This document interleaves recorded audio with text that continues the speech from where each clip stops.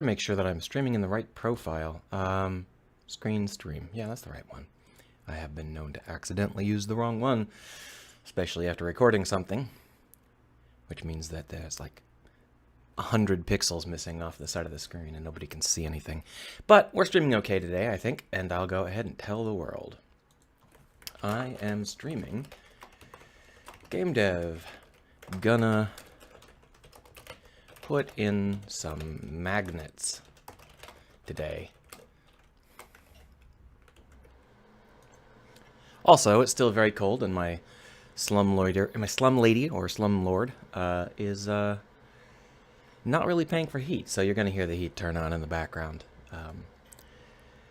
It is a woman, but I don't think anyone knows the term slum lady. It just doesn't sound quite right, you know? Let's pop on over here and say the same thing.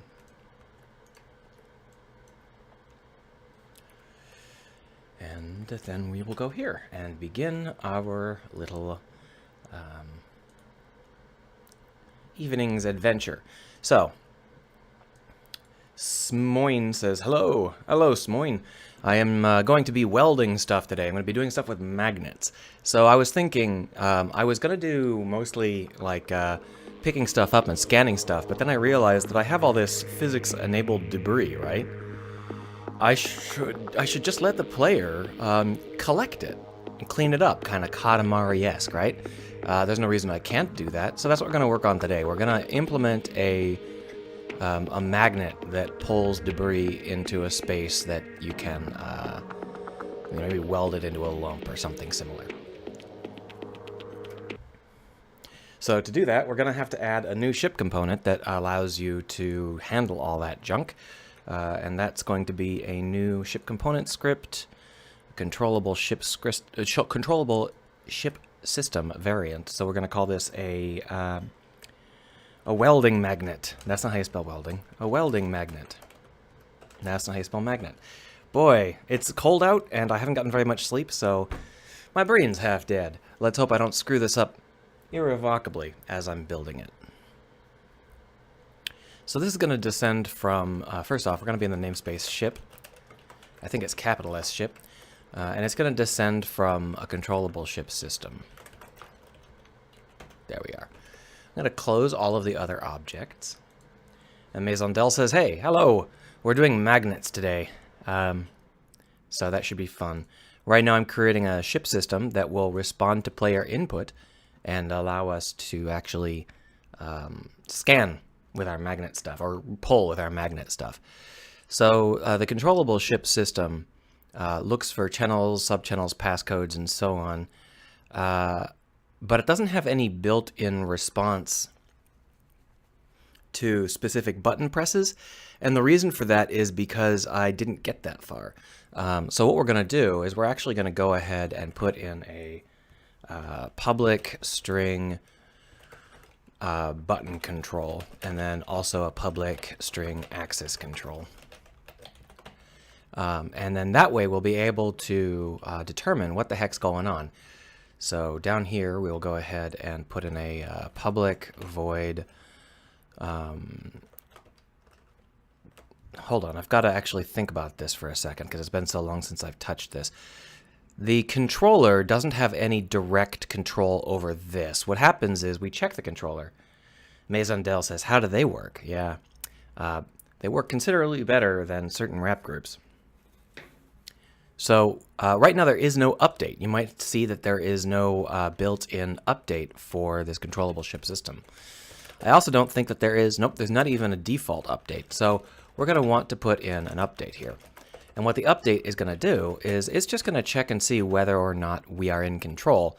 Actually, I don't want to do this for here. Do I? Yeah, okay, we'll do it here. The problem is that there's a little bit of a load, but I think it's okay. And what we're going to do is we're going to say if controller.is in control. So if it's not in control, then return. Otherwise, we're going to want to do a controlled update. So public controlled update. We'll just go ahead and type it in.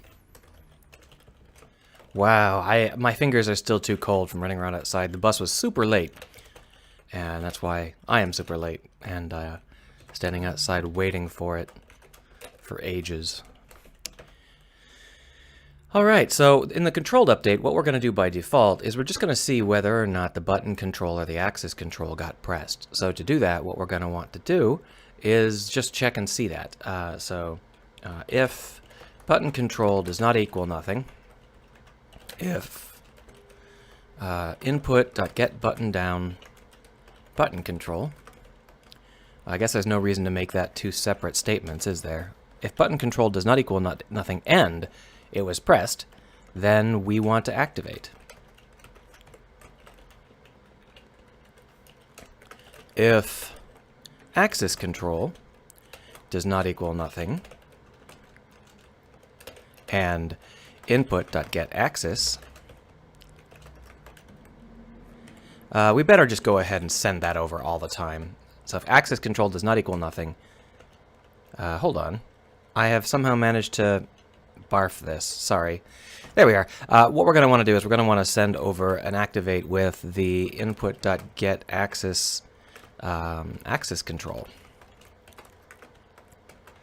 And obviously we're going to need an activate, so we'll go ahead and add that now. Okay, so it is not letting me put in that function without barfing horribly. That's one of the things I don't like about quote-unquote modern systems, is that they will automatically tab correct you into garbage if you've typed the name of a function they don't know exists.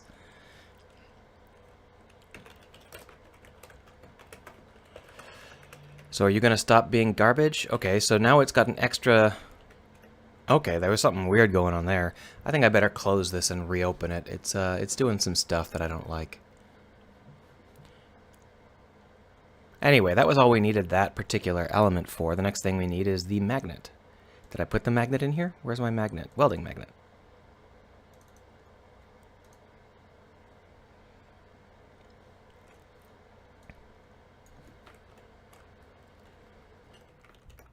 So you have a barf here. What are you barfing on? Why are there two of these open? Oh my god. Mono has decided it's going to be the dumbest today, apparently.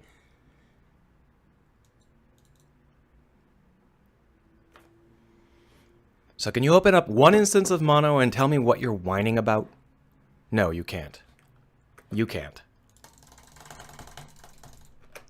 Thank you. So according to this, we're overriding start, but there's no override for start to have. There's no... The controllable ship system doesn't have a start in it. And that's true. This is a descendant of that, but it's not the same thing at all. The ship control system probably shouldn't descend from the controllable ship system, but that's okay. For now, we'll just go ahead and let it. And there's no base. We'll just go ahead and leave that as is. Now, there's also an update here, I believe. So we're going to want to make that a override public void update. I didn't realize that the ship control system descended from the controllable ship system. That is a mistake, and we'll want to fix that at some point. But for now, we'll just go ahead and let it hang. Smoin says, why don't you use Visual Studio? Because you can't use Visual Studio without a Microsoft account, and you probably didn't even realize that. But I don't have a Microsoft account, and so it won't let me use Visual Studio. If you try and open Visual Studio, even the version that comes packaged with Unity, it says, you're not logged in, so you can't use it. And so, screw it. I'm not going to use it. It's free, but there's lots of quote marks around free, because it's free as long as you stay logged into your Microsoft account at all times. Which I think most Windows users do without even realizing it. So we don't have any interest there. The welding magnet's over here, so... Override, activate. And what we're going to want to do here is we're going to want the welding magnet to pull debris towards it and then weld them into a magic nugget of some kind. Or maybe package them up. Who knows? But what we're going to want to do is make sure that we have a method to grab all of the nearby debris. So to do that, we're going to want to have the ability to ask debris systems for which pieces of debris are within a field and pull them towards us. Now, the debris fields are all using the physics. No, it's not there. Here it is. It says draw instanced stuff. So the draw instanced base is what we're going to have to modify to allow us to do that. We've got this pusher, as you can see. This pusher is a static value that pushes things away from a given collider. What we're actually going to want to do is the opposite of that. So we're going to want to have a pull.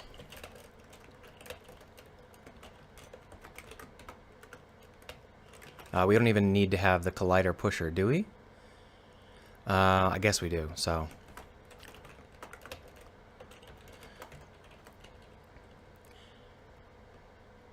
Mazandel says they just updated Unity and didn't have any serious errors. That's great. I have always had a hard time with Unity updates. I stopped doing beta updates because they would literally break everything every time.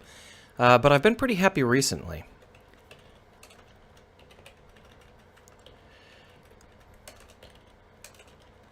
There we go. And so what we're going to do is we're going to go down into the mesh set, and we're going to want to pull up the mesh set's pull and change it. So where's our mesh set? Here we are. So we've got a push. Where's our pull? There's our push.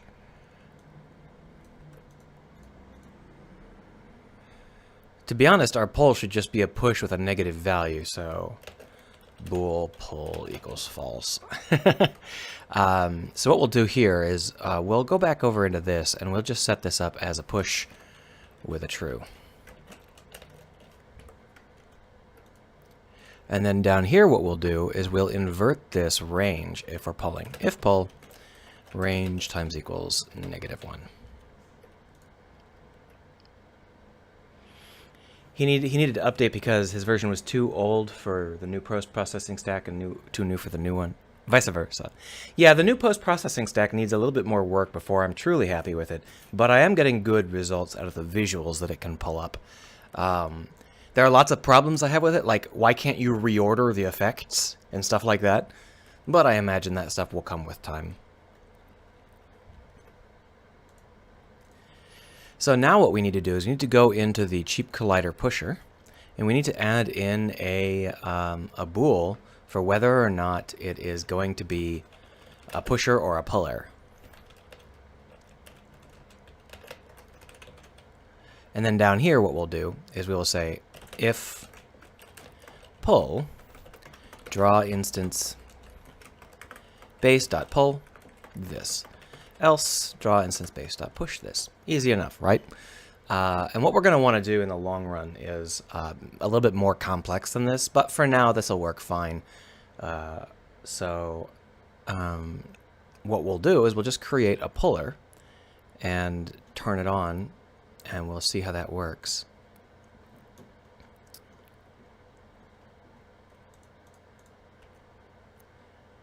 So this is the ship. There is currently no device for pulling. So what we're going to do is we're going to grab this guy. This is a secondary radar. We've got a scanner and we've got a radar. Okay, so that's what's going on.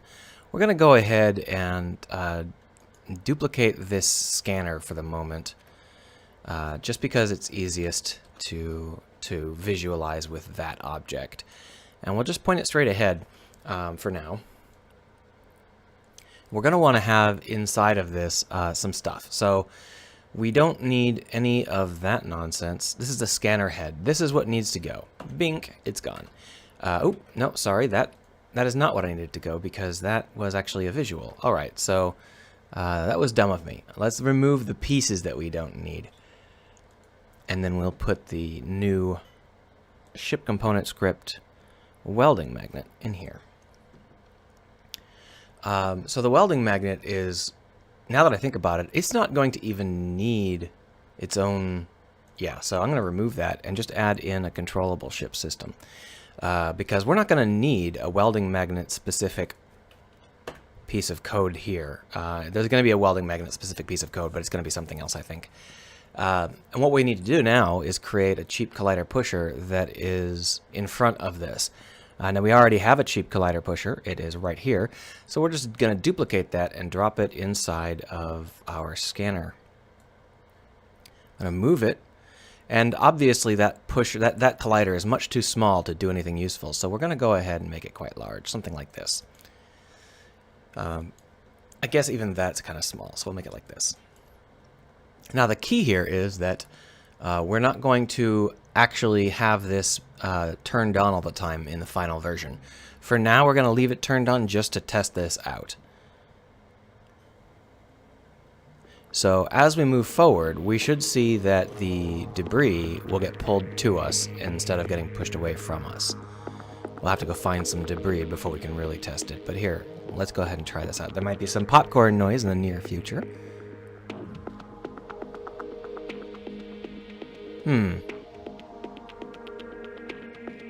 That does not appear to be pulling, does it? Are we pushing? Okay, so we're still pushing, but we're not pulling.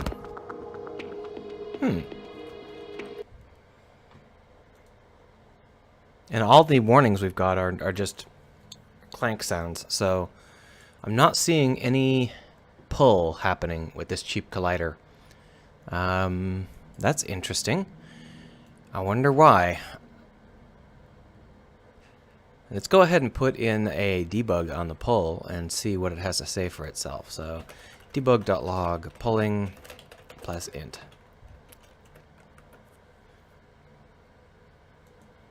No, you didn't like that? Oh, res, my bad. I need to stop being half asleep here.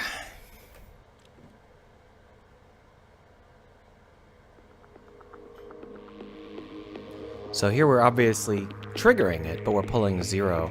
Let's go ahead and see whether or not that pulling 0 changes when we enter a debris field. Okay, that's something wrong, because that should be... I don't think it ever pulled more than 0. I think it's been 0 the whole time. I'm going to turn on some more lights so that it feels a little bit more daylight-y. Maybe that'll help me wake up. There we are. So, it's pulling, but it's never colliding with anything, which I thought I knew what was going on there. But you know what? I actually don't think that this blue is the collider.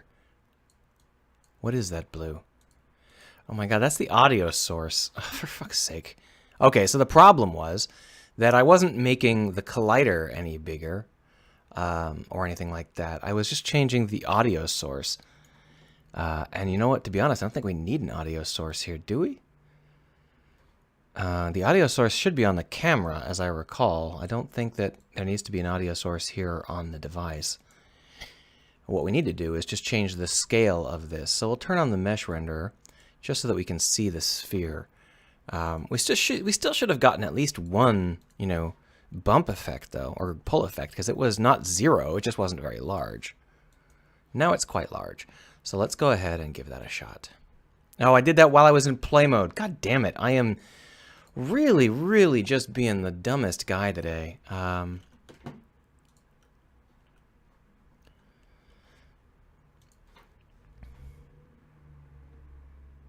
That's pretty big.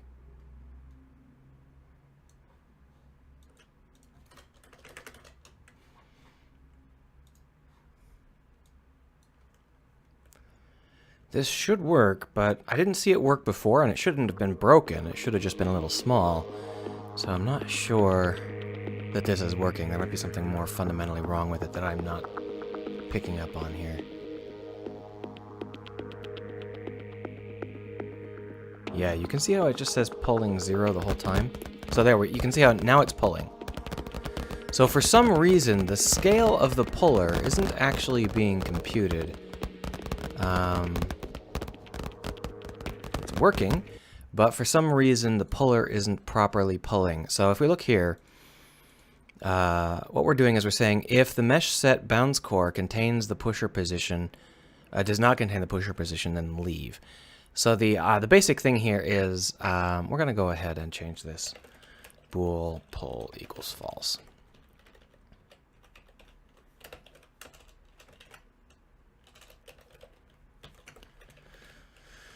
No reason to have two separate functions for what is the same basic idea here. We're going to look over here, and this is just going to be draw instance push pull. Ah, man, I am not typing today. My fingers are just not behaving. But that should work okay. The problem is that there's something screwy with how this is working because it is not taking into account the scale of the pusher. So here you can see that the pusher has a scale function. And if we take a look, it's the lossy scale.x divided by 2, which should be the radius. So the pusher should have a fairly substantial push range. Let's turn off that one so that we only have one thing popping up warnings. And then in here what we'll do is we'll just debug.log this.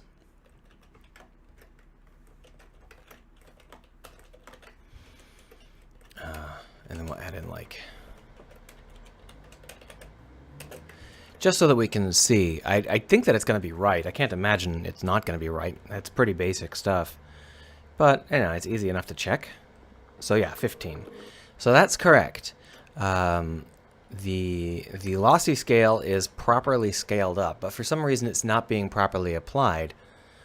So max range is equal to 15, and then we multiply that so that it's 15 times 15. And in return what we do is we take the pusher position, yeah. So then what we go through is we go through every single position of every single piece of debris.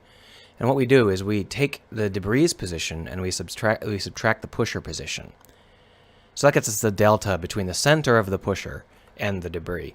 And then we check and see whether the square magnitude of that is greater than the square magnitude of our scale. So that should put us within the debris.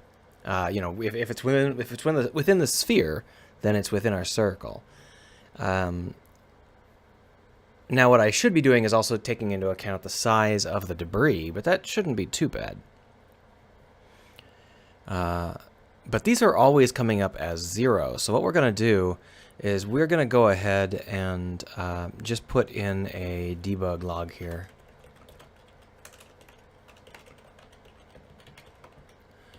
That's going to give us a lot of spam, but that's fine. We're fine for now. Alright, so I should probably move us closer so that we don't continually have to drive over to find some debris. So here's a bunch of debris, and we should be able to just plow through it and absorb it. But you can see that we're not plowing through anything. So you can see how close we have to get. That is very close compared to the scale of the circle. I mean, I can just increase the scale of the circle to a ridiculous level. El Boechi says, "Heyo, Craig. Heyo, El Boechi.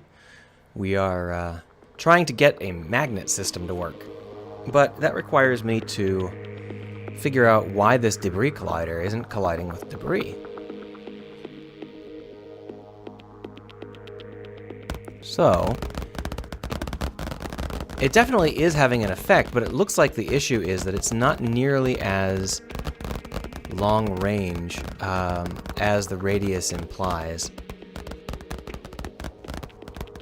That's interesting. I mean, I'm using squared and squared, but for some reason it's really letting things get very, very close. The 100-meter circle is, I mean, it's this. So, I mean, there's no reason why this takes so long to pull them in. I mean, I should try like 1,000 to see whether or not this has any effect at all. Because at 1,000, it should start pulling things in as soon as we enter the vague range of them. And it is. You can see how we're getting pull commands already.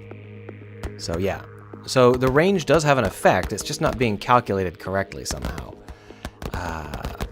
Which is really quite strange.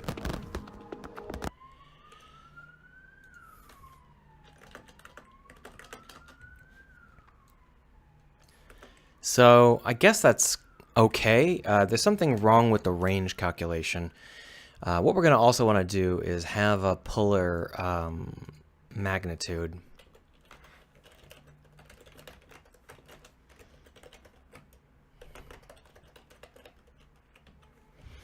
And then we'll use it in here.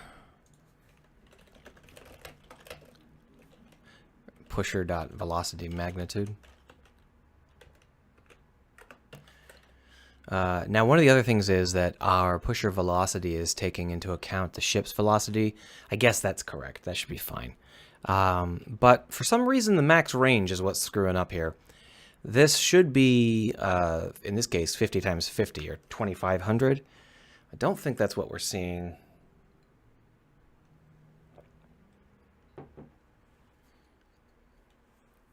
I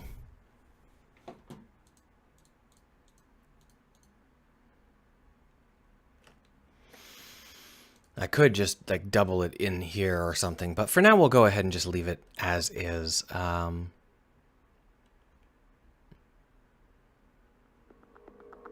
Oh, I forgot to turn off the sphere. Sorry, give me a moment. So the idea here is that we'll be able to pull in debris and then weld them together into like junk units, and we should see that sort of thing being possible. You can see how that didn't quite work the way I wanted it to work. So I might have to change how this works. I really, really want the feeling of pulling the debris in towards the center of the object. But what we're seeing instead is this really, really like flick thing. I guess that's okay.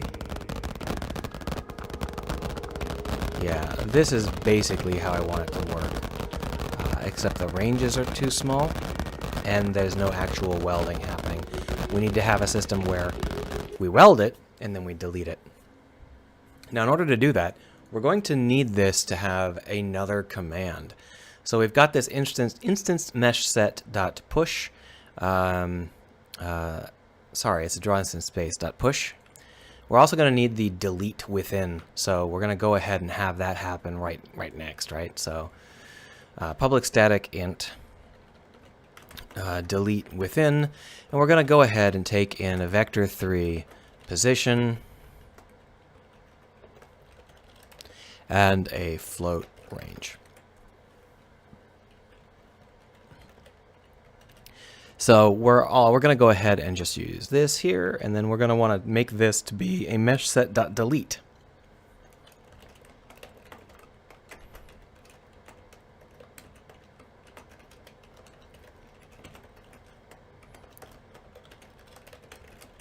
Like so. Obviously, we now need to build that mesh set dot delete within, and that's just going to be a matter of putting it down here at the end. Public int delete within vector3 position and float range. So int num equals 0 and range times equals range. And other than that, it's going to be very, very similar to this. So we can just copy and paste most of it. There's enough differences that it would be a real pain in the butt to actually get this to work right with you know, more adaptive code. But okay, so range in this case is the wrong word. We're going to use max range. And then here, we're going to have vector3 range. Yeah, vector3 range.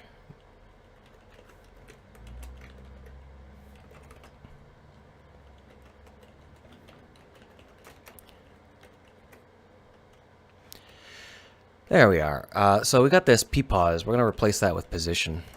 Now we don't have any magnitude, but we don't need any magnitude. We're not going to have this actually emit any sounds.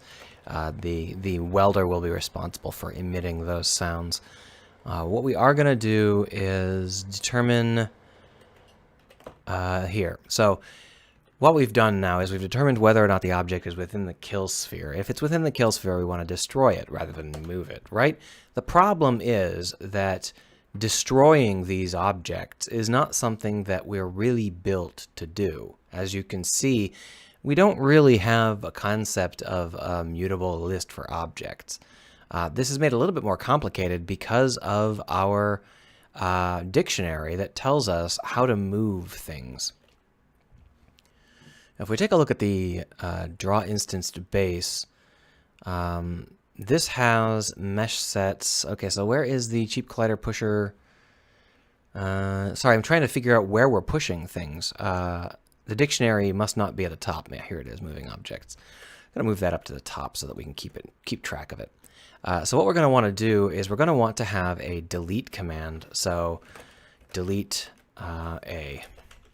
Thank you for auto-completing when I did not want you to. We do public void delete int index. So what we're going to want to do is we're going to want to go through all of the dictionary and update it to change all of the things that are past that to before that, and so on and so forth. So dictionary int vector3 updated equals new blah blah blah blah blah, and then we're going to want to go through all of the existing key value pair int vector3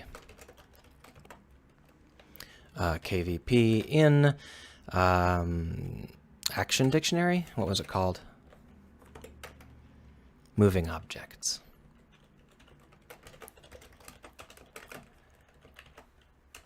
And then we say if kvp.key is greater than index, then kvp, then we want to add that as updated.add index kvp.key minus 1 kvp.value. Else if kvp.key equals index, then continue, or is less than index. There we are. Then updated.add kvp.key and kvp.value. Can we just add the key? Do we have to add them separately? Yeah, okay. kvp.key, kvp.value. And if it's the same, we don't add it because we're deleting it. And then down here we just say moving objects.clear and moving objects equals updated. I don't know whether that clear will actually help. That's me just kind of old school trying to remember how that works. Garbage collectors are annoying things, and we're going to be creating a lot of garbage with this function, which is definitely not ideal, but I don't really have any other options. The other thing we need to do is go through and recreate all of these objects lists and stuff like that. So we're going to need to recreate these three things here, missing one of the values. And to do that, it's the same basic operation. So we'll go ahead and create three new functions, three new values here. Equals pause equals new vector3 pause.length minus 1.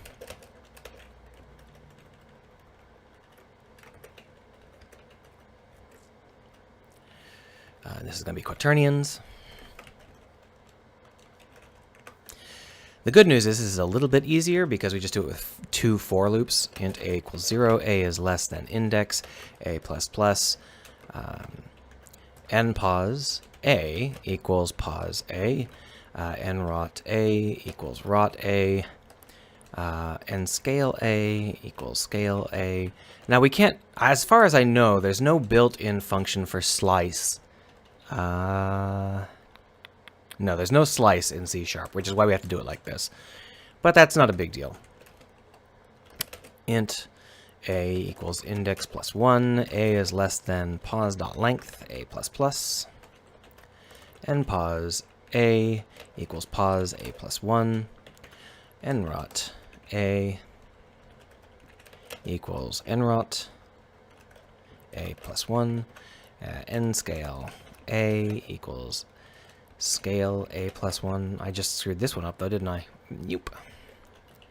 And then down here we say pos equals npos, rot equals nrot, and scale equals nscale. And then we go ahead and fill in the object list. Now, filling in the object list should reset all of our objects and their visuals, because we keep the visuals separate from this debris. The only problem with this is that the here it is. Fill out object list. Here it is. The only problem with this is that well, no, actually, that works. Okay, good. So that should all work. We should be able to just delete arbitrary numbers from this, and it should allow us to make them go away. Now, the problem is we don't currently have any code that allows us to delete on command. So what we're going to do is we're going to create a new small helper script, or a physics script, or a graphics script. I haven't really decided which. I guess it doesn't matter. Just create a new graphics script for delete graphics nearby, or delete debris nearby. And we'll just open that up.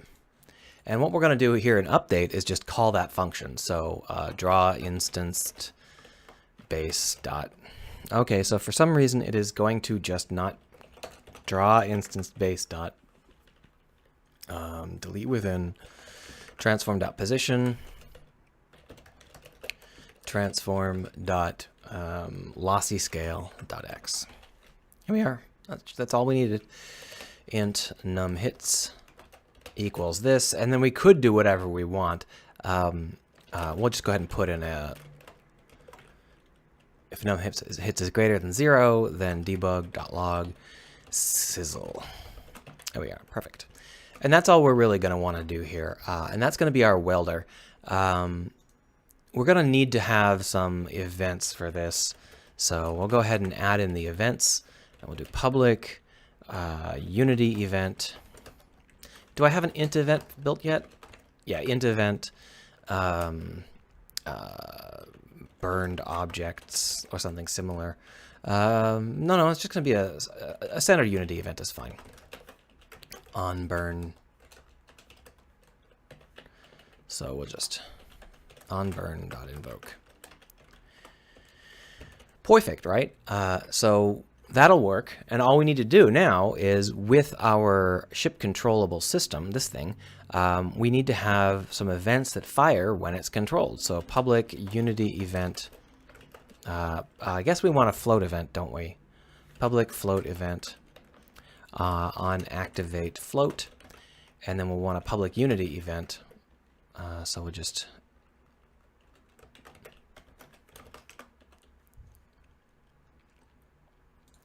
public unity event on activate. And so down here, what we'll do is we'll activate. So on activate.invoke if, and then we'll just go ahead and say on activate float .invoke amount. There we are. But that does mean that if we descend from this, we're going to want to change, well, that doesn't matter. We're not descending from it right now. We'll figure that out later. So that's all we need to wire this up. All we need to do now is actually create the elements that we would like to see. So there is our pusher right there in the middle. And what we're going to do is create a sphere. Bonk. And this sphere can be quite a bit smaller. We didn't actually need it inside the pusher. Here's fine. So we'll just set this up to be not that small, maybe this small. And then what we'll do is we will set that up with the burner. So that will be delete debris nearby. Bonk. And we don't have any sort of on burn effect set up. We can set that up later though. What we are going to need to do, however, is turn this off.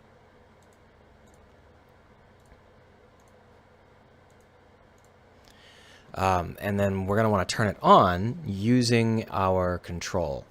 Now the controller we've got is here, and so when we want to activate it, we're going to want to have it be a button that turns on and off. Now that I'm thinking about it, we don't actually have that functionality built in, so we're going to want to build that in. So protected float current activity level equals 0. And what we were going to want to do is Actually, that is not what we need. Just delete that. And then what we'll need to do is actually break this into two ifs. One that turns on, and one that turns off.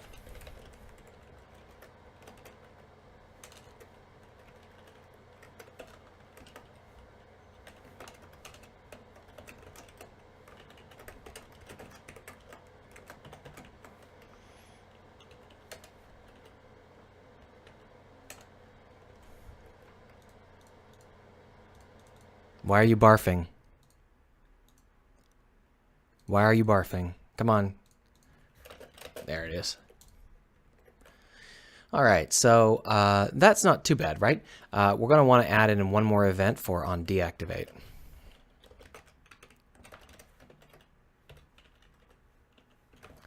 There we are. And then down here, we'll say if amount is greater than 0, on activate that invoke. If amount is less than or equal to 0, on deactivate dot invoke. And these are the functions that we need in order to just get this to work with wiring here in the scene view rather than with code. And what we're going to want to do is we're going to want to turn on both. This is not where we need it. Delete this. We're going to want to turn on both the cheap collider pusher and the sphere. They're both necessary. So here, what we'll do is we'll just go ahead and enable this, and same with this. And then when we deactivate it, we'll deactivate them.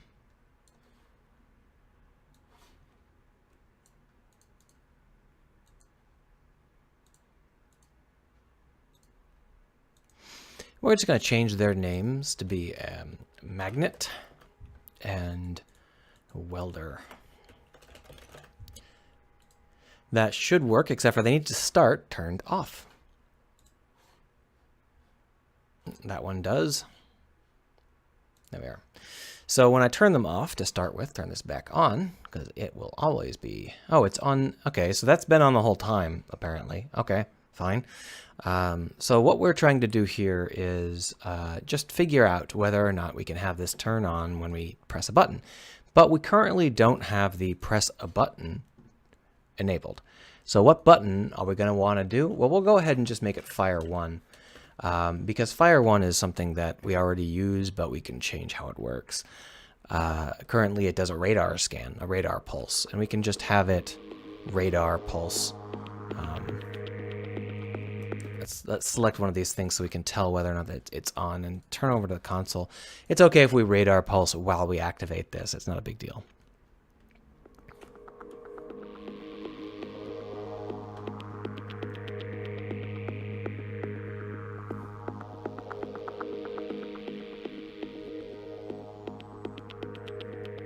So as we move through, we should see nothing. Yeah, see how there's no response at all?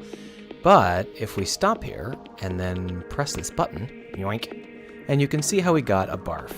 So let's go ahead and see what I barfed on. It looks like I barfed on the same thing a million times. This is the problem. No, that should be fine, shouldn't it? A equals index plus 1. So I just went the wrong direction with this.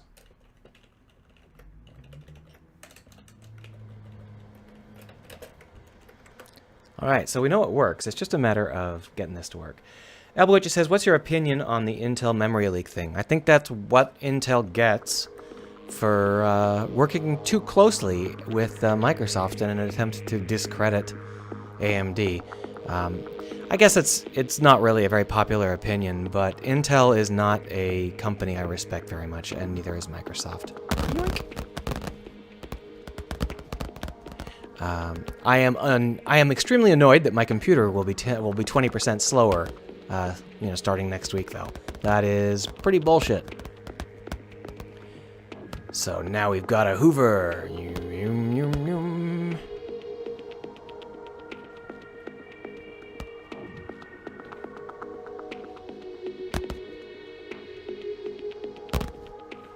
Alright, so I think there's a couple more things I'm going to want to do. We're going to want this magnet to actually be 2 magnets.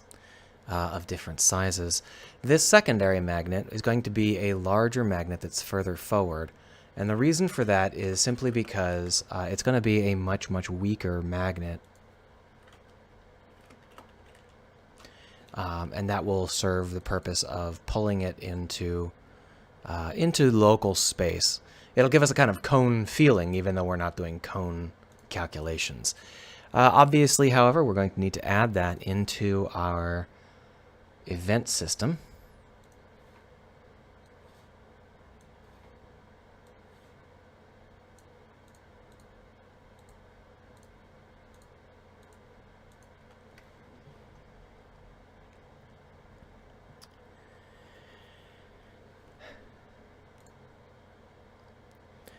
So yeah, Maisondel says, Maisondel says, what's this about slowing? So Intel's processors have a broken little thing in how they're implemented where you can hack them. So that's great, right? So very soon, Microsoft is going to be releasing a patch for that that's going to make all Intel processors around 20% slower.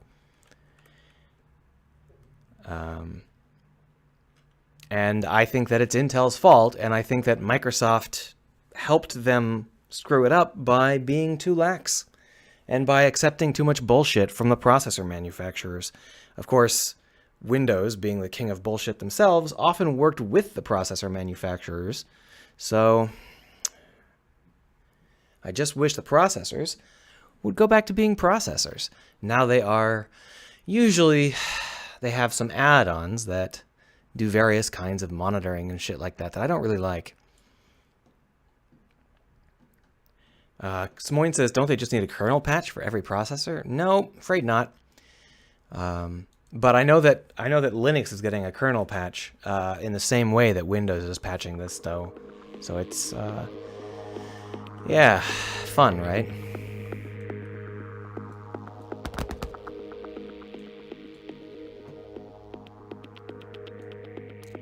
Well, you can just choose never to update Windows again if you prefer. That way your Intel processor will remain nice and fast. So one of the issues we've got here is that the colliders are actually not... Yeah, we're going to need to fix this up here. A couple of things I need to fix up, but the big one is that these magnets are way too strong.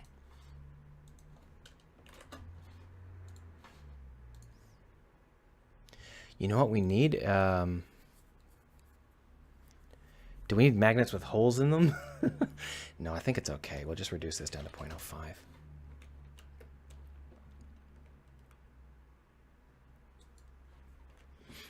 Alboechi is going on about the specifics of this bug, which by the time anybody else watches this stream later on in the universe, they'll have already tried to figure it out.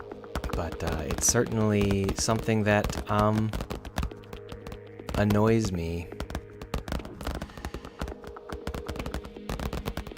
So what we're seeing here is these two things are popping back and forth, but they're not burning. And they're not sizzling away. I wonder whether that's because the welder is too small. Let's go ahead and make it a little bit bigger.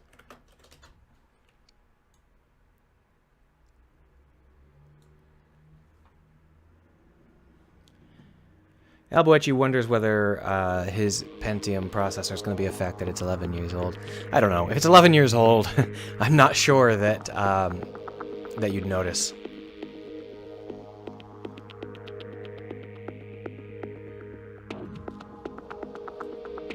So the big flaw here is that until the center of the magnet enters the debris field, we don't actually get any response, which is why that takes so long to enter into the debris field. But what we need here is a system where it will enter into the debris field when our sphere enters into the debris field. So what we're going to need to do is get closest point on sphere when we're calculating out debris field range. And that the alternative is to just have a magnet that's far ahead of the ship and quite small, just to pull things in a little bit. If we take a look here at the draw instanced base, up here you can see what I'm talking about. If meshsets.boundsCore.contains pusher.position, what we really need to get here is the closest point on a sphere. I don't believe that sphere is a bounding sphere. Here it is. So we're going to see whether we can create a bounding sphere. Yeah, no problem. Pusher dot position and pusher dot range. What was it? Pusher dot size? Scale. And then what we'll do is say BS dot position radius equal. Oh, there's no commands in BS. Why is there no valuation to get position closest to or anything like that? That means that all we can really do is get the opposite of that. We'll take the position closest to from the mesh set. So vector 3 bounds core point equals mesh set dot bounds core dot closest point pusher dot position. We're going to want to go ahead and vector 3 pp equals pusher dot position. We'll just cache that because I know that that's a little bit slow. And then what we'll say is if BCP minus PP dot magnitude is greater than pusher dot scale, boom, that should work.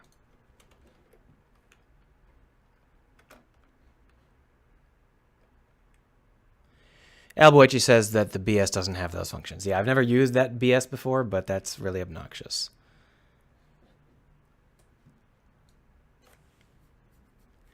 Alboichi says it's super top secret. It's being kept under wraps in the same way that most such bugs are kept under wraps, at least until they're fixed. I wouldn't call it super secret. It's fairly easy to find fairly precise specifics on what the problem is. I just don't feel compelled to go looking for it because it's not my job.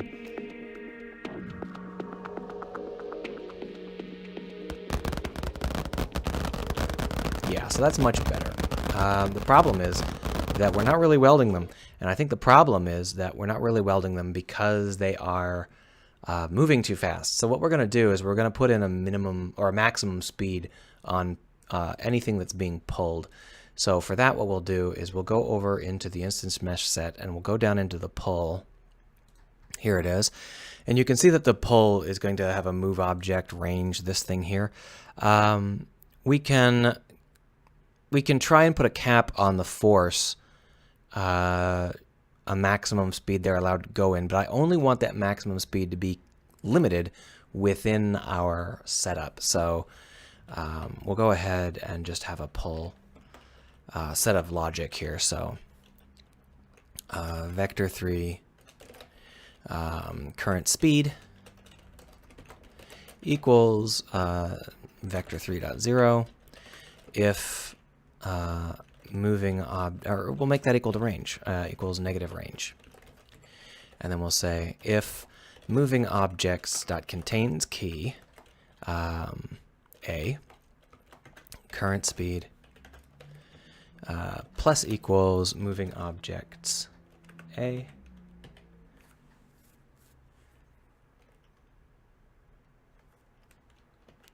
and then what we're going to do is just check and see what sort of magnitude this is. So if current speed dot magnitude is greater than 10, then we're going to want to say that range equals 0. Just continue.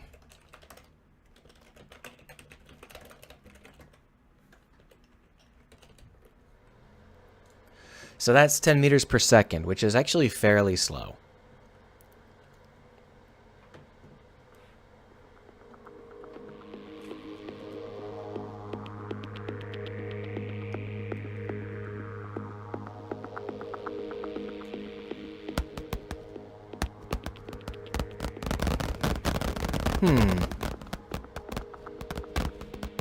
Well, apparently that is a buggy piece of code, because what it's doing is it's preventing us from having anything. Oh, current speed dot square magnitude. That's not what I want.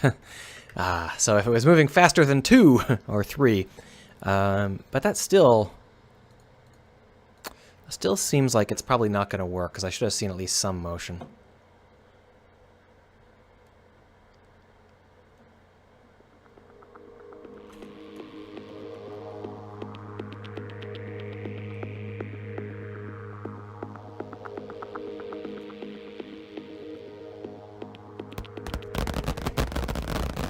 So they're not moving. They're being marked as moving. They're clanking, but they're not moving, which is quite odd.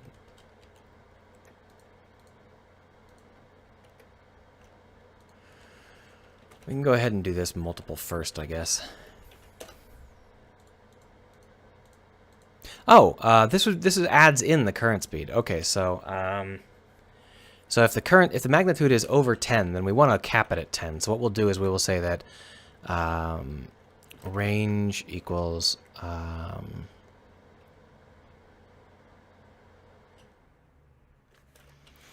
what do we want to say here? I don't want to do any expensive vector math, but I guess I can. This is just collision stuff. It's not. It's inside the collision, not during the detection phase. So I guess it's a little bit okay. What we want to do is we want to say that we want to cap it at 10. So I guess the best thing to do would be to delete it from the key and then put in a capped at 10 velocity. So that's what we'll do. We'll go ahead and say moving objects dot delete remove a, and then we will say that range equals current speed dot normalized times 10.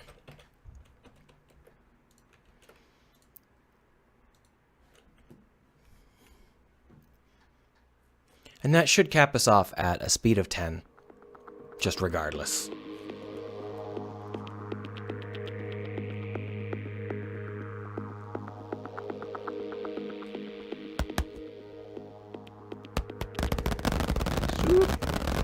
Well, 10 is apparently quite slow, but you can see that it's working.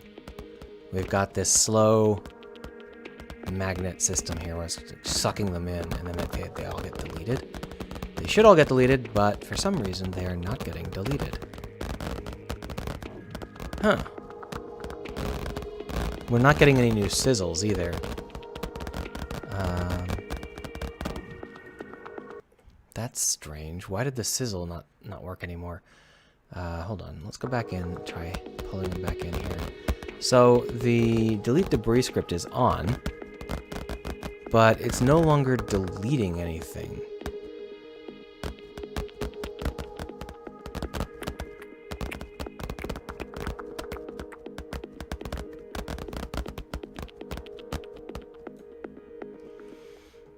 Let's bump this. Bonk. Oh, it didn't bonk anything either. So the large panels, we still need to fix the collision to take into account that some of the panels are quite large.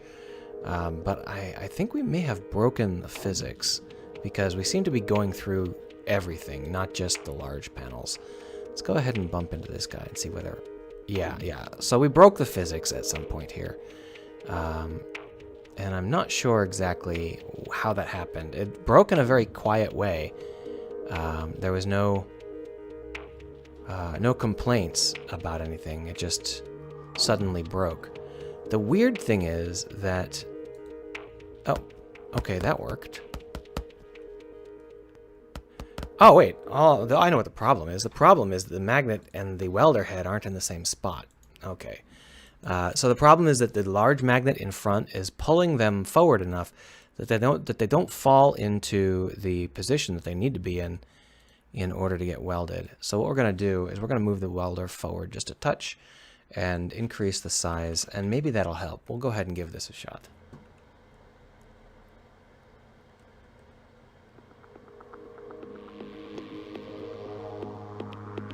Then what we'll do is add in a particle effect that will be blindingly bright.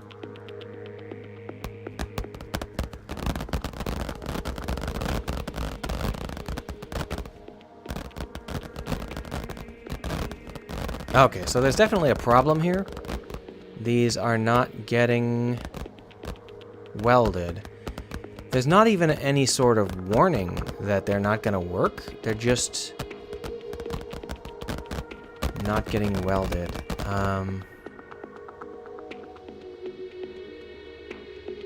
And then once that starts happening, none of the colliders work. The built-in collider doesn't work, but the other collider still does. Maybe I broke the built-in collider. Let's go ahead and just use the built-in collider for a second and see whether or not that still bumps stuff.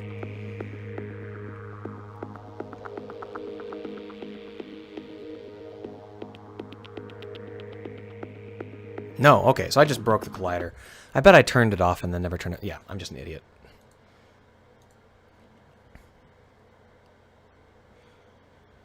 Okay, so it doesn't break the physics. I broke the physics because I'm not very bright. I just turned them off. But it still doesn't continue to burn these objects. It stops at some point, and then you're left with just a giant field of random crap happening. And the question is why? What's going on with that? Is it because they're gathering in the wrong spot? Because look, they're not burning. Do they burn if I move forward? No. Do they burn? Okay, so they actually did burn if I move forward.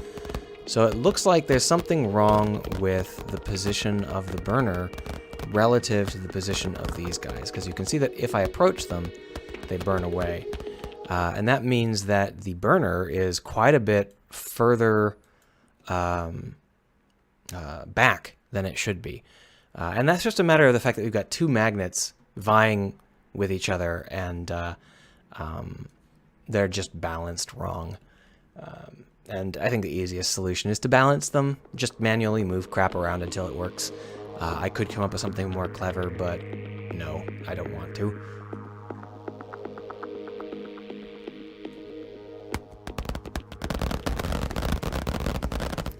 Oh no! I'm moving too fast to burn away this junk. Let's turn around. Oop.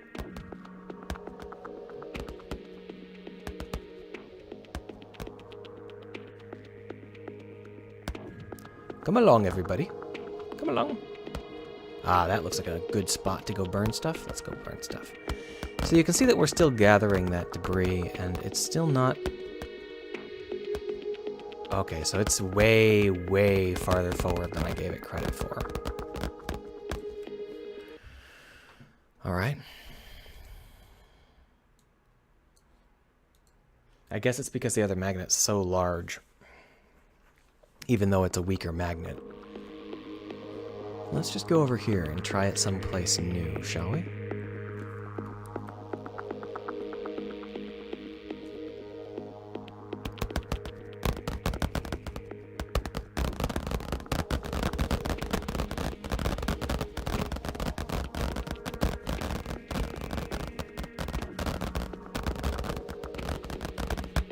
Are we still not far enough forward? Really?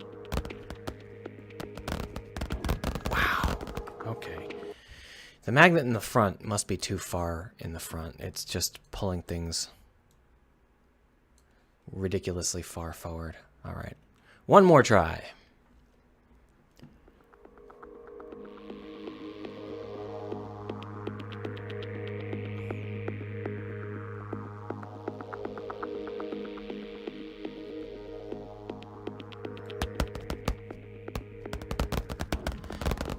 I actually can't tell if there's any clank sounds or not, but it's okay.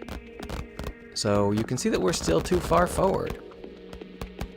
Yeah, that's amazing. That is really intense. This larger magnet in the welder, I guess we're going to want to put the welder and the magnet in the same spot after all. So we're going to select them both and just move them both to 0 and then move them both forward. There's really no other option here. Just put them like this. That's fine. And that will clean up this problem, but it also means that it'll reduce the sphere size that we were using. But the sphere size that I was using was in order to break into debris fields that I hadn't actually entered the area. And then we fixed that problem, so, you know, there's no reason to worry about that too much.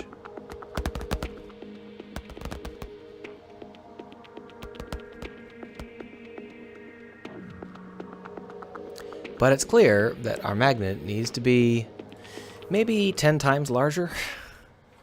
It's at 50, and you'd think that would be large enough. It really should be. Guess we'll make it 150.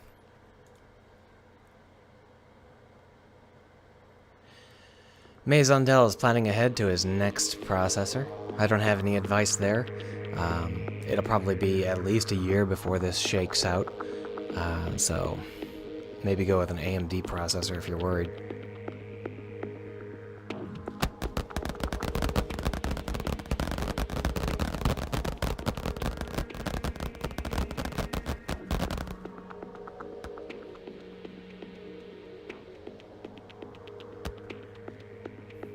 Clean it up.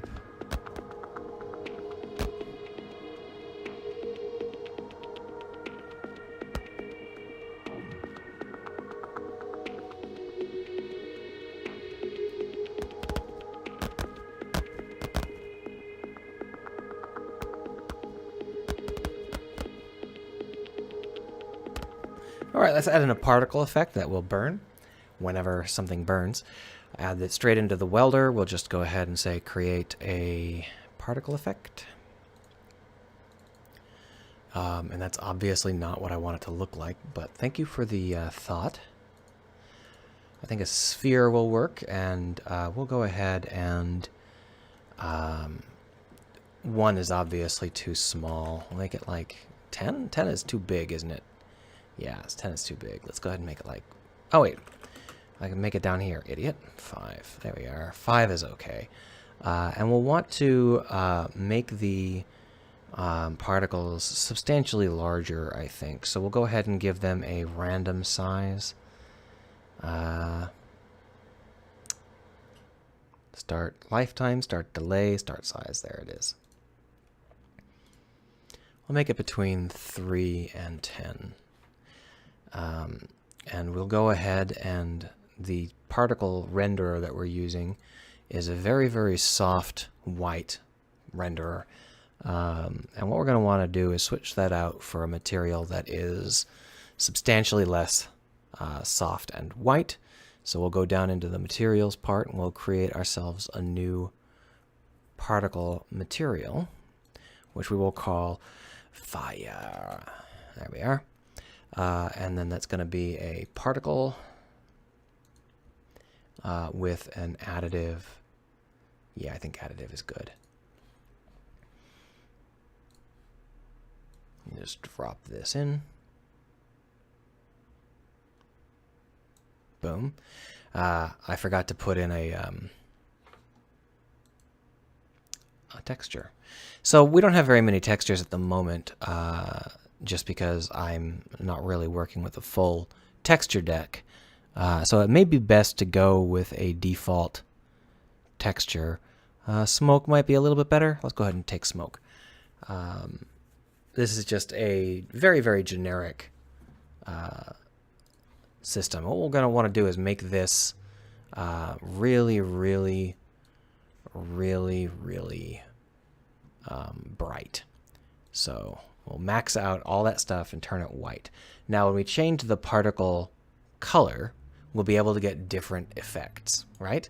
The question is, will these particles actually overload the screen? Because that's what I really want. And we're not using a post-processing stack yet, I don't think. We may want to do that real soon, but let's just check and see whether I've got post-processing stacks enabled. Yeah, okay, I do. So we can turn on, oh, we do have bloom turned on. We might have to change exactly how that bloom responds in order to get the right value that we'd like, because we obviously want these things to burn. But let's go back into this particle system and set up a new couple new values here. The speed is much too high. Let's bring it down to 0.5. And we're going to change the color to a yellow, or even a blue, like a burning blue like this. And then what we'll want to do is bring that color to lifetime to an alpha at the end, a low alpha like this. And that should allow us to get like a nice spark.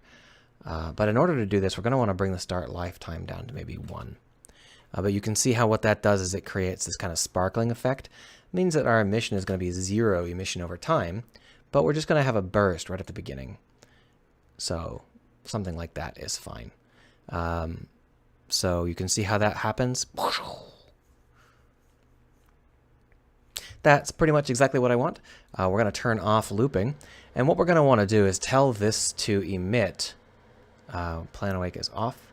We're going to want to tell this to emit. We're going to want to go ahead and randomize the rotation here. Yeah, and then right here in the welder, we've got this on burn. And we'll just drop the particle system in there and tell it to emit. So here's emit int. Here's play. Play is what we want. Play. Save that, and let's go ahead and see whether it works. Alboetti is still trying to determine whether his CPU will be fixed. Actually, he probably said that 15 minutes ago, and I was just too focused on programming, if you call that programming. Let's go ahead and give this a shot here. Pull it in.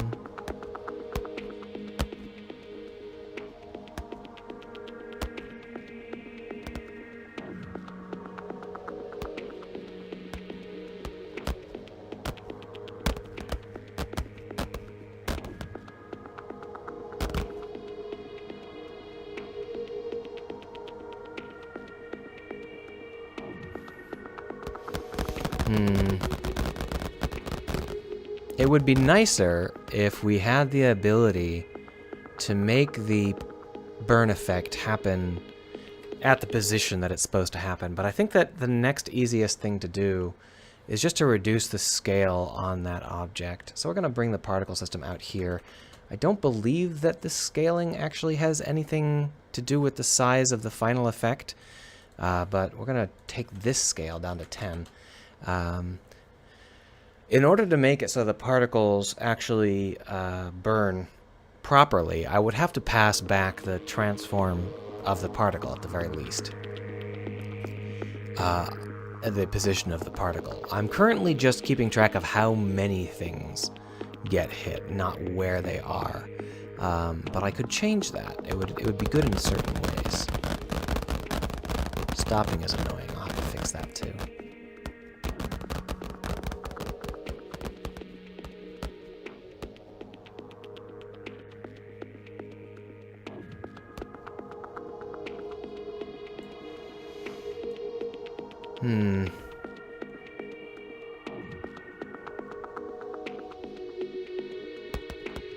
It's not bright enough. We're not getting the kind of response I need.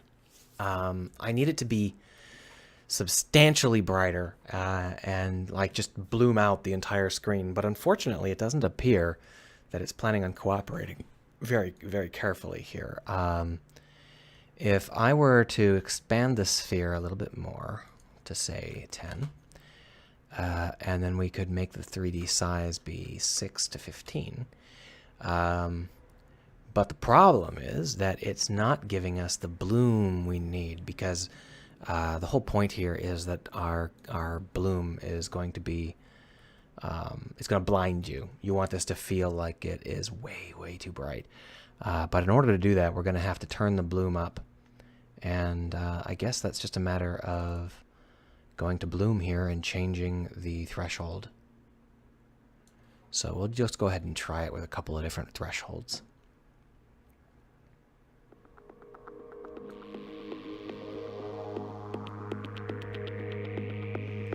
Now the problem with the bloom is that we have several things that bloom, and we need to be careful not to accidentally screw up and overdo one of them. So, you know, if we accidentally blow out our HUD, for example, it'll look terrible. Let's go ahead and pull in some objects here. Come on. Oh, that's nowhere near bright enough.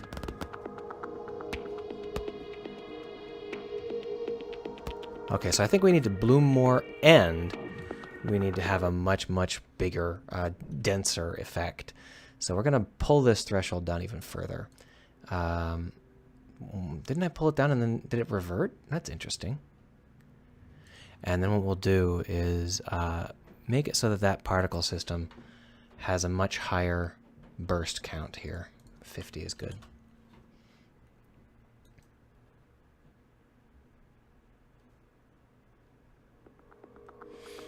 Unintelligent Chuck says maybe he should switch to Ryzen. If that's the case, you may want to look into them and see whether or not they're suffering from the same problem.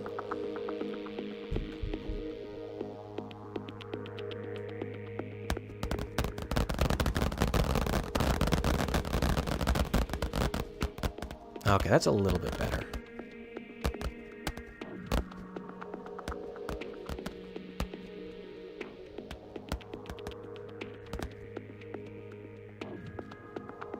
I think we can do better though. So what I'm going to do is I'm going to create two particle systems, and the second particle system will be larger and move towards the center of the sphere.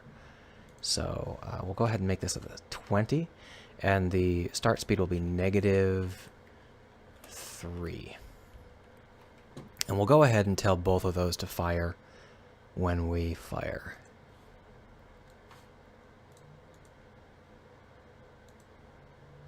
There we go.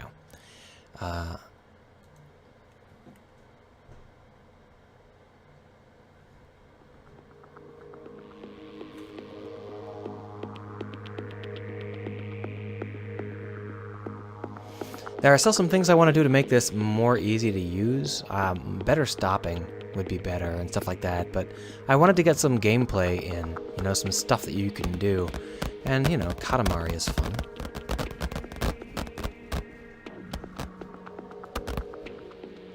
That's more like what I had in mind.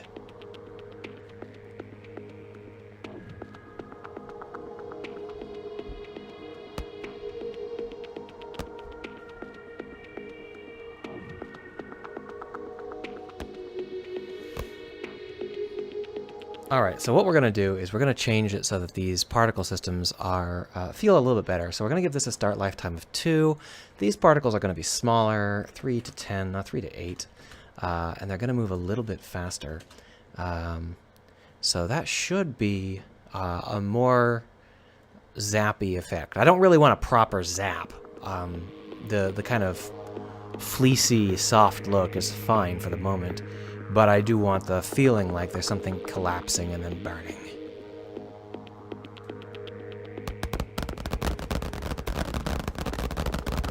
Yeah, like that. That's fine.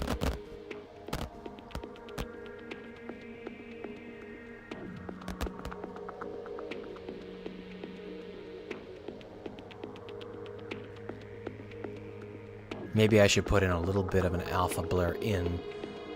Yeah, okay. So for the secondary particle effect, we're going to change the color over lifetime to just the opposite of what it is here. We'll start with a 0 alpha, and then we will quickly move up to a maxed out alpha. And we'll keep the maxed out alpha. I guess we do want to pop back down, don't we? So we'll just bring this over here and bring it back down. There we are. And hit play and try one more time here. Unintelligent Chuck says, have you done anything else to the piloting since the first release?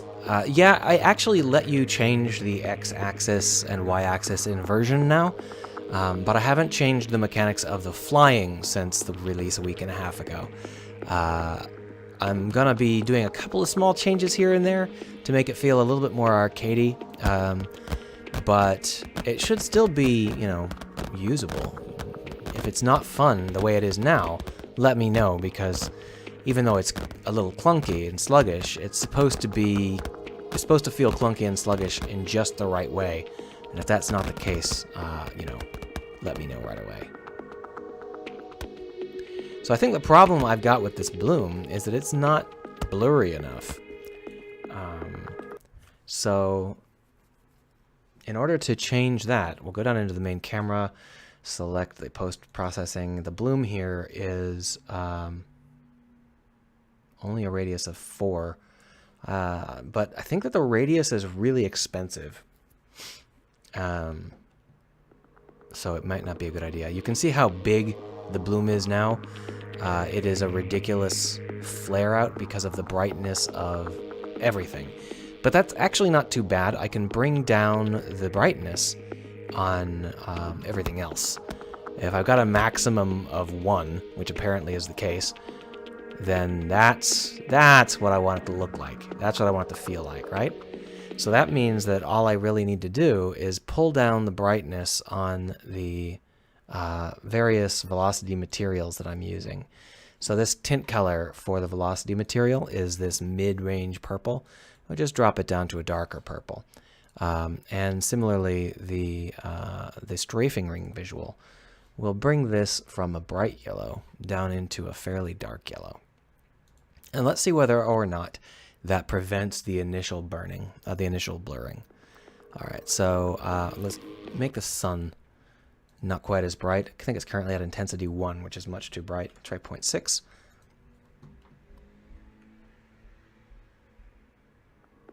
That's okay. Okay, so you can see that we're still getting bloom on the front effects, on the HUD effects. So we'll have to make them darker again, and that's not too bad. We'll just drop, it's the purple that I'm really seeing, so we'll drop this purple down to almost a black. It's unlit, so it acts a little strangely.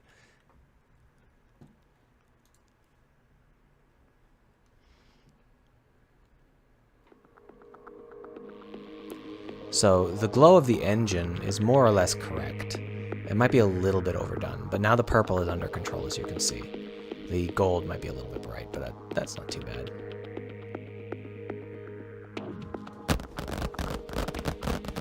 Yeah. That's what welding shit should look like.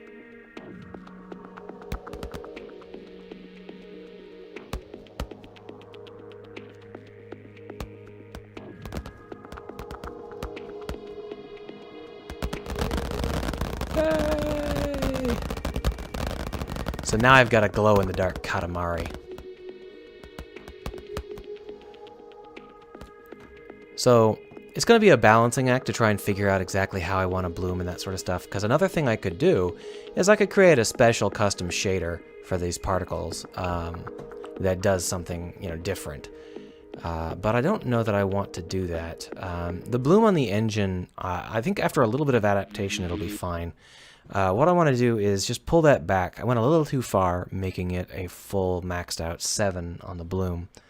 If I were to bring the bloom down into a slightly more reserved value, like 6, will the engine look okay? Because the engine is what's overwhelming us right now. And I don't really want to reduce the brightness of the engine. Yeah, I think that's a little bit better. It might be still a little bright. I think we were at 5 before, but we might have been at 4. Let's go ahead and bring it down to 5 and see what happens.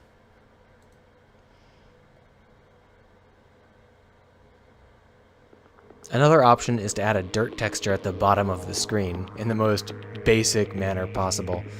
So at 5 the engine looks okay. Let's see whether the welding looks okay.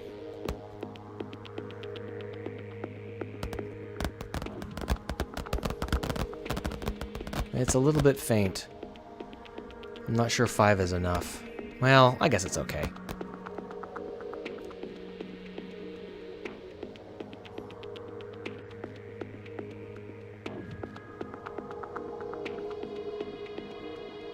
Maybe I should just turn down the brightness on the engine? No, because that won't actually help.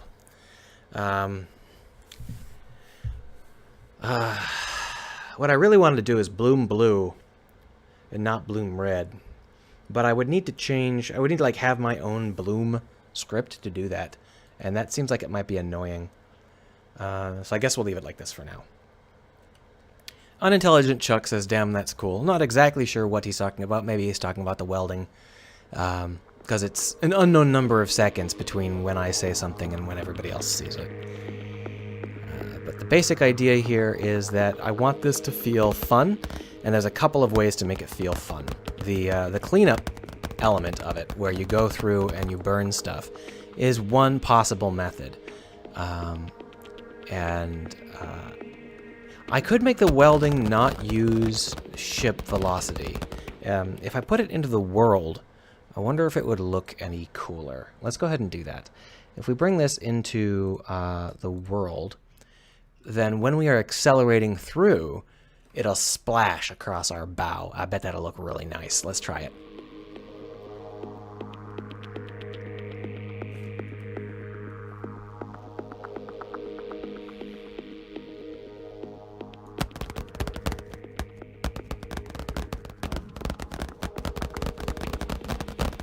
That didn't work. That did. Yeah.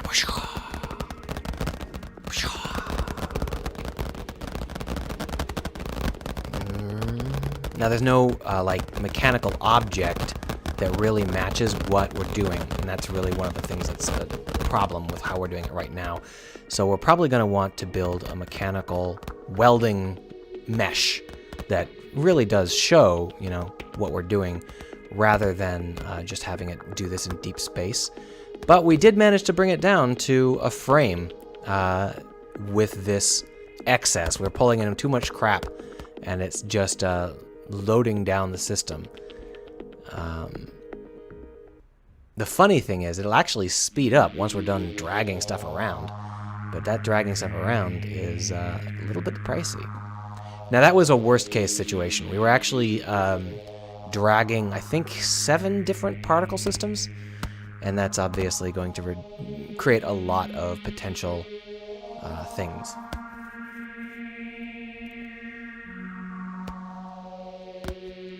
I know what I need to do. One more thing I need to do before we're done today. Currently, the pusher object down here, this checks to see whether or not we are moving faster than 10 meters per second. What we actually want to do is check it versus our ship speed. So current speed equals range minus our ship velocity. So that's going to be pusher.velocity. And then down here, when we do this, we're going to have to add in our pusher velocity again.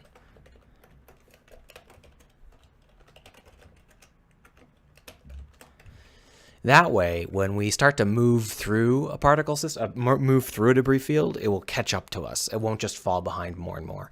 And that should allow us to kind of speed through in a fun way. And I can see how, in a theoretical sense, you could even do things like fling debris using your magnet like this.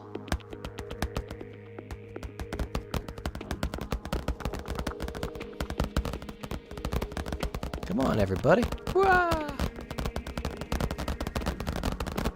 so now we're starting to come through. And what I'm trying to do is pull them towards me and after me, and it's not working. The problem is that the magnet is so far forward of the ship that by the time they've reached the ship, I think that 10 is simply too slow. Let's go ahead and make it like 25. If it's too fast, then it'll push itself straight through the welding unit, and that's really not what we want.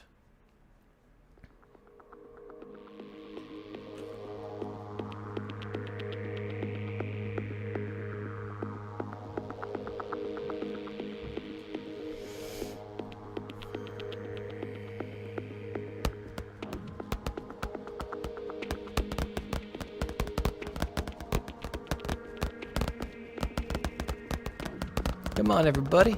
Follow me. They're not really doing a very good job of keeping up.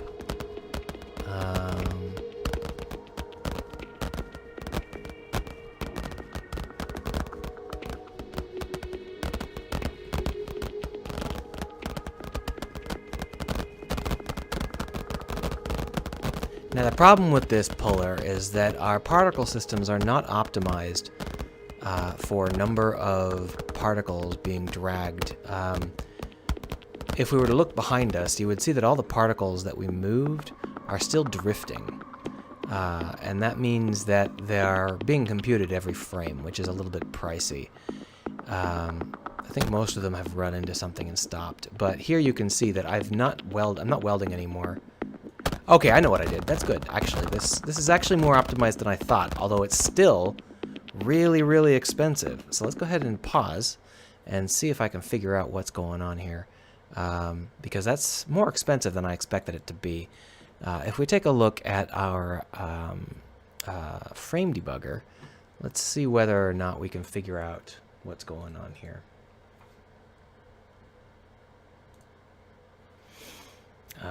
So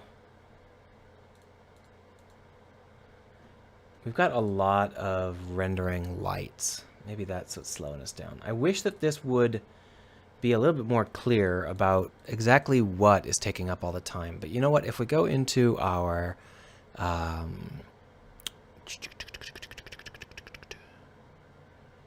profiler, we might be able to get more information, because it might be not scripts but execution here. Blue scripts. Okay, so it is scripts, and the script is update script run behavior update. Behavior update, draw instanced update. So it is the draw instanced update and the cheap collider pusher that's taking up the time. And that means that it's something I can optimize. So we'll optimize that some other day. For now, it's fine. I'll release this welding version this weekend. I don't want to release it now because it's not quite ready for prime time. But what I'm going to do on Sunday is add in sound effects and all sorts of other stuff like that that should really improve the feel of the game. So I hope you'll stop by on Sunday and see that, or at the very least try it out, because obviously this is a brand new gameplay feature that I wasn't really thinking about before, because I didn't realize just how powerful the GPU instancing would be. And the answer is powerful. So the last thing I'm going to do is turn on the recorder and take a GIF for Twitter. And then we'll be done for the day. So thanks for stopping by. I had a surprising number of viewers today, 10. It's dramatically more than I normally get. And thanks for stopping by if this is your first time, or, you know, whatever. What we're going to do is we are going to pull up to some place where there's plenty of debris, and then we're just going to burn through it for, I don't know, 8-9 seconds, and then we're going to hit space and record it. So I'm not going very fast because our brakes aren't very good.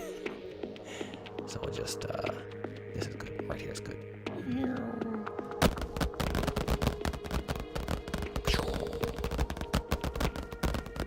Come on, give me better than that.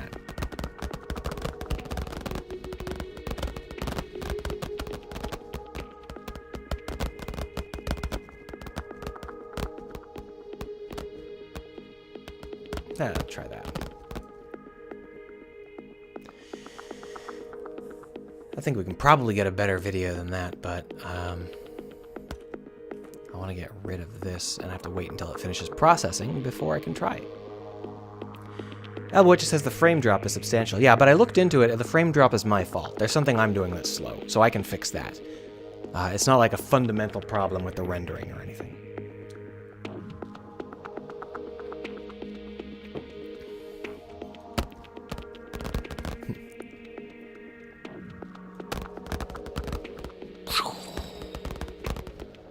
Let's see if I can get some good like splashes off the front here.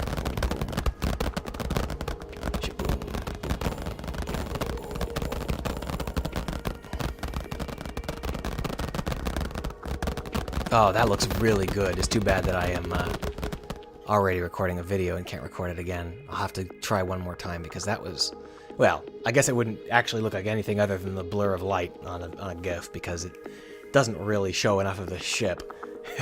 All you can see is the welding. Alright, so thank you for stopping by, everybody. That is it for today. I will see you on Sunday. And if I don't see you on Sunday, keep in mind that that's when I release new builds. And you can go ahead and try it out and tell me what sort of features I screwed up. Have a good one.